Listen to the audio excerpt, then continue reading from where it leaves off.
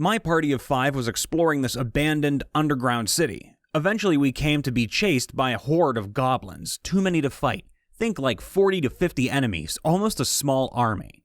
We had found a ladder and were escaping along the rooftops. We came to a point where we had to roll an acrobatics check to proceed. Myself and another member of our party, wearing heavy armor, miserably failed our checks. So, now the party was split with 3 running across roofs and 2 of us running through the streets after picking ourselves up off the ground and tallying fall damage on our character sheets. We continue our run through the abandoned city with prompts from the GM of whether we wanted to go right, left, straight, at intersections, turn down alleyways, etc. Eventually, I asked the GM where we are and if we're still being chased. He informs us that we still hear some commotion in the distance, although it's further away than before, and we appear to be in some financial district.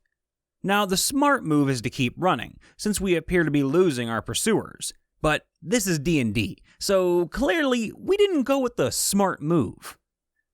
Financial district with, like, banks? Yeah, sure, I guess. I searched the abandoned banks for a vault. You're being chased by a small army, and you want to rob this place? It's not robbery, it's abandoned.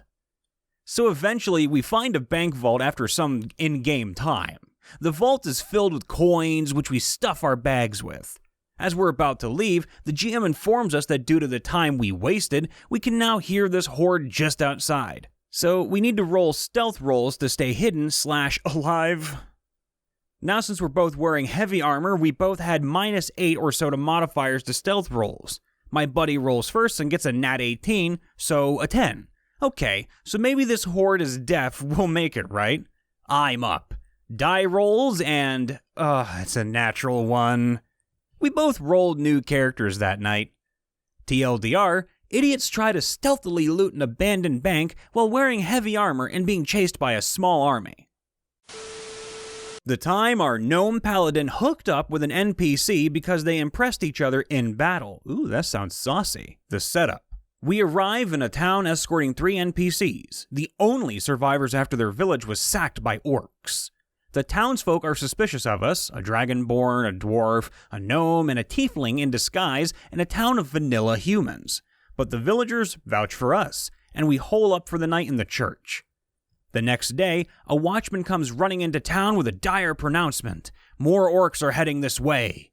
Our team suits up, and we help the townsfolk hide, and the city guards prepare for battle. It's the 4 of us, 4 guards, 2 of the villagers we escorted, and the mayor versus 4 orcs, 1 orog, and an orc eye of Gurumesh. Now Viola, the Gnome Paladin, is very proud of her 5 javelins, and is thrilled to discover that one of the guards is also a javelin user. I love spears, Viola, so I'm with ya. As he runs past Viola in the heat of battle, she calls after him, "Wait, what's your name?" At which point, the DM, who had been naming all the NPCs up to this point, sheepishly admits, "I forgot." We all have a laugh, and we're ribbing the guard/DM a bit. "Nice to meet you, I forgot." But despite this, Mr. Javelin Guard more than distinguishes himself in battle by scoring not 1, but 2 critical hits with his javelins. We immediately nickname him Crit. Viola swoons, but keeps her head in the game and scores a critical hit of her own. This does not escape Crit. The battle is won, the loot collected, the plot thickened. We all agree that it's time to take a long rest. Is Viola going to be spending her long rest with Crit? That depends. You're only allowed an hour of light activity. Is that going to be a problem, Viola? Crit comes over to your group. He hands Viola one of his javelins into which he carved his address. He also introduces himself. His name is I Forgot.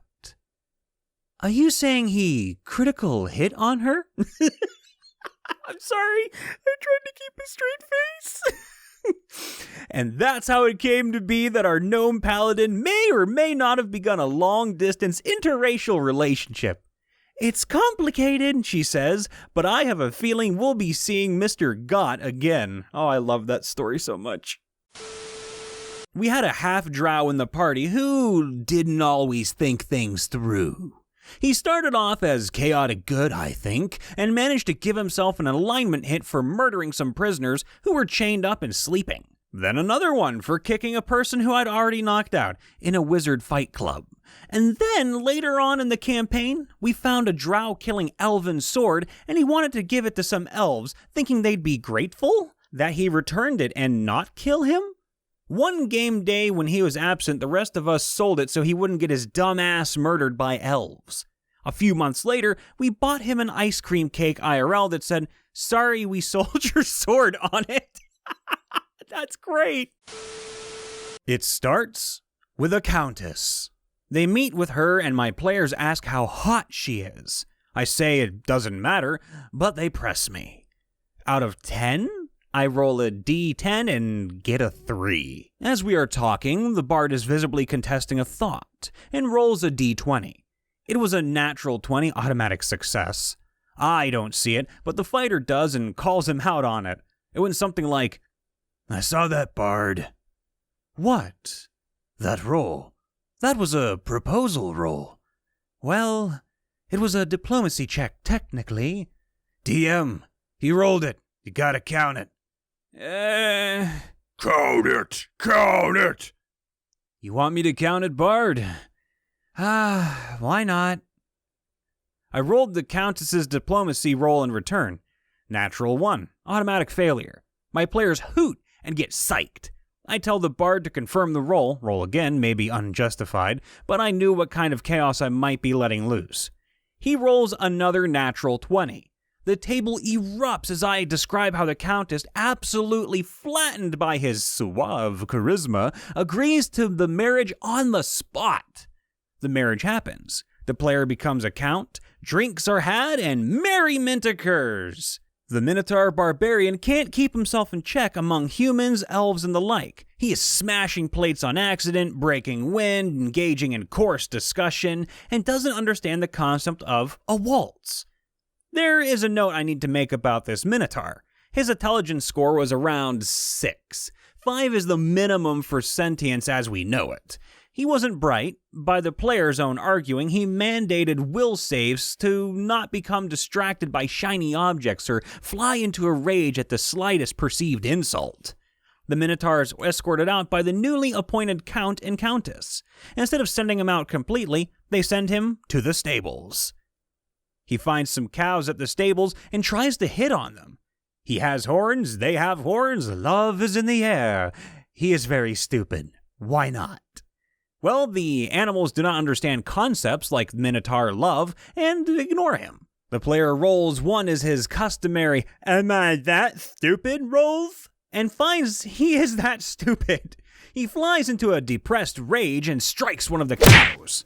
However, the player did not anticipate how little HP a cow has and caves its head in a single strike. This barbarian had the cleave feat, something he has used with gusto all campaign long. 3.5e rules. When you kill an enemy with an attack, you may deliver an additional attack to any target within your attack range. The player attempts another will save to rein in his emotions. He fails miserably. In his grief and rage, he falls back on old habits and cleaves a blow to another nearby cow, killing it instantly. The resulting havoc and fear from the rest of the cows draws the guards. The Count's first actions in his new authority is sending his friend to jail for animal cruelty. He bailed him out the next day. During this entire sequence, I merely narrated the events as they happened and did not meddle with events or their roles. This situation played out as D&D should be, by and for the players. It was magical and gut-wrenchingly hilarious. TLDR, by the will of the dice gods alone, a player unwittingly marries a countess, becomes a count, his buddy gets arrested for murdering a bunch of bovines, and 0 DM intervention involved, the way it should be. This was a large online campaign with hundreds of players and plots working simultaneously. I played a human supremacist at the height of a major uprising of freedom fighters and elven supremacists. Having worked my way to the top of the military chain of command, I used my authority to push around elves as much as possible.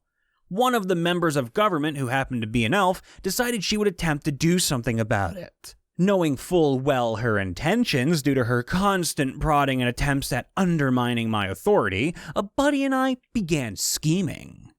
Our intent wasn't to actually get rid of her. Our intent was to strike a decisive blow against the insurrectionists by luring them out of hiding. She just happened to provide the perfect excuse. The plan was fairly detailed and required a lot of preparation. The idea was that in order to lure out the enemy, we had to kill the elf. But we couldn't just execute her. We needed to make a real show of it. So we began openly building a legal case against her by collecting absolutely damning evidence. We dragged people in, threatened to flay loved ones for information which made the DMs freak out in DM chat, made bribes, the works. Then we started making alliances with all sorts of factions throughout the city so that we would have armsmen to strike when the moment was right. We had mercenaries everywhere who smelled the alluring scent of DM loot. As we got those two aspects ready, we intentionally leaked some seemingly vital information that was really not that important. We told one of her friends in confidence that she was being brought up on charges of treason for talking with the enemy. Nothing substantial, nothing that would hold up in court. Then, the day came. I summoned her to my barracks under the pretext of putting a criminal on trial. She, being an officer of the court, arrived to conduct the trial. When she arrived, and she asked where the defendant was, I told her it was her. We put her in the cells for a couple days while her friends rallied allies and built a defense around the false charges. On the day of the trial, my friend and I mustered our troops in the city square and then presented our case. Absolutely none of the charges we presented were covered by the defense. They just stood there silently trying to figure out how to salvage the mess they were in. The plan was working perfectly. We were going to get our guilty verdict, and she would be executed in the square. As we led her to the executioner's block, as it was pretty obvious we won, her ally sprung into action to free her. And that's when my boys did the same and started carving up rebels. We captured several revolutionary leaders that day, and all of them were put to the sword. The aftermath was glorious. I had not only driven out all of the rebels, but had solidified myself as a military dictator. Even the directorate, which was officially above my station, were too afraid to attempt to depose me.